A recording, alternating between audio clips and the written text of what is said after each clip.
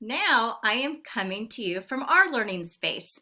Thank you so much for sending all the pictures of your learning spaces. So I wanted to share ours with you.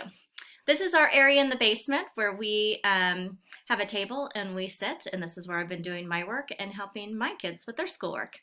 So for Fundations, this week we are going to be practicing our R-controlled vowels. Parents, if you haven't heard about the R-controlled vowels, it is the vowels when they are connected with an R, and when it's added to the R, it makes a whole new sound. Your second graders have learned about these in first grade, and we have done them repeatedly over and over in second grade, so this should be fairly easy for them. So let's practice what those sounds are. This past week, you reviewed two of your sounds. You had A-R, car, R, and O-R, horn, or. We are going to add the three sisters. I call these the three sisters because they're all the same and they all sound the same, so we act like they're triplet sisters. We have E-R, her, I-R, bird, U-R, burn, Kids, you might want to show your parents the apartment we've been drawing on the board for the past 2 years. It is shaped like a 3D R, and we have the three sisters at the top, our pirate, and then or, who lives by the door. So maybe show your parents what we've been doing in class. So this week you are going to be practicing those sounds. When you flip through the words in your Fundations packet that came home to you, you are going to notice on the first page that it says week 1 and week 2. I am combining 2 weeks worth of sounds into 1 week for you because they're working at their own pace, so they should be able to grasp it a little bit quicker, and we got a lot to get through. The one difference between week 1 and week 2 is week 1 words are mostly 1-syllable words, and then week 2 becomes 2-syllable words. So in the first week, you have words like twirl, surf, fern, hurt, first. There is not a rule to learn which of the ers go with each word. So what we tell kids is to look at the sight. Just kind of like how I would do if I were writing, and if it was a word I didn't know, you write it and go, that doesn't look right. So we teach our kids the same thing. Does that look right to you? And those are just 3 vowels that have to be memorized. The second week is when they're going to start doing the 2-syllable words. So I tell them to break it down into syllables, such as termite, termite. So let's take the first chunk, ter, and then let's apply the second syllable, mite. The mite is going to have the I, t with that long vowel. Let's look at the next word, stir, D. If we break it into those chunks and syllables, it's easier for them to think about just 1 syllable at a time and put it together in a multi-syllable word. That's the part that we're adding on right now. So there are your words that you will be practicing for the week. In addition, you also have your sight words, the trick words. We used to call them sight words, words that you need to know by sight. So you've probably heard them called that for a long time. Those are the most common words in the English language that you will see in writing and reading. We've changed it to trick words because of the series that we're using.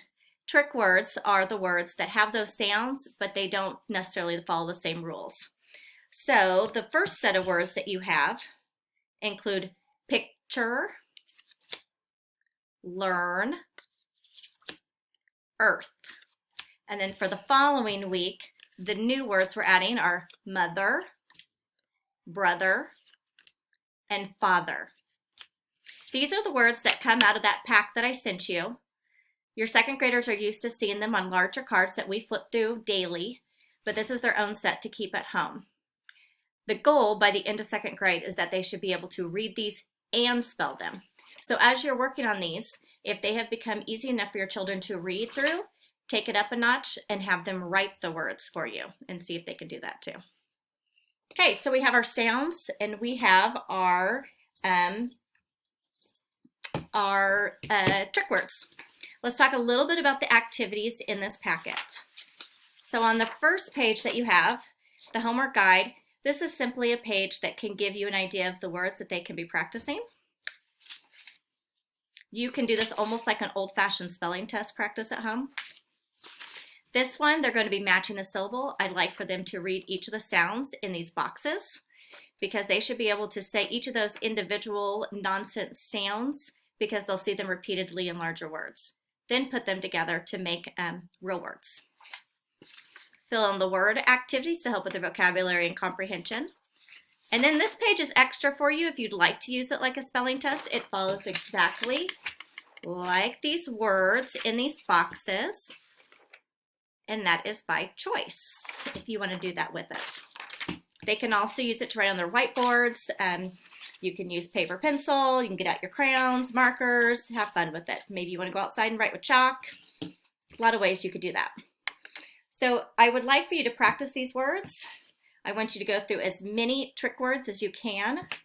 And then I'd like for you to also add in the story that goes with this. So this is Unit 9. You can always tell that from the front cover in the corner. Unit 9, it goes with story from Unit 9. So the story this week is The Red Planet. It has many of these sounds in the story so they can apply them. The scoops underneath the kids are used to. They know how to scoop it, and that helps with their phrasing and fluency.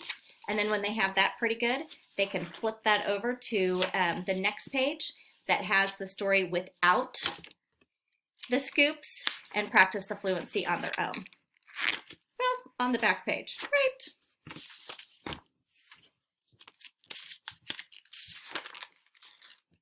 Let's take a look. Oh yes, my pages are stuck together. Yep, there it is.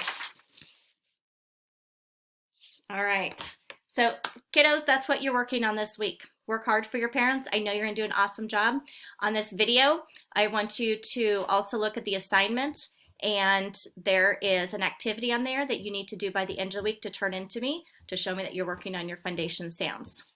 If you want to stick around, I've got a funny story for you. This is just extra. So we brought these sounds home so that Braun could start working on them because, you know, my kids are working on homeschooling activities too. So Braun's been working on his sounds. And as he's been going through each of our sound cards, he got to this one, A, apple, A. And you'll notice what happened to our A card that was not there before we left for break. It now has this nice big chunk at the top. Well, Braun started practicing these sounds, and he went for A, apple, A, and then took a gigantic bite out of it. So from now on, I will always remember teaching with these cards and coming home, and that bite came from being home during this time. So just a funny story for you. All right, good luck on your Fundations. Let me know if you need any help. Bye. That's so funny.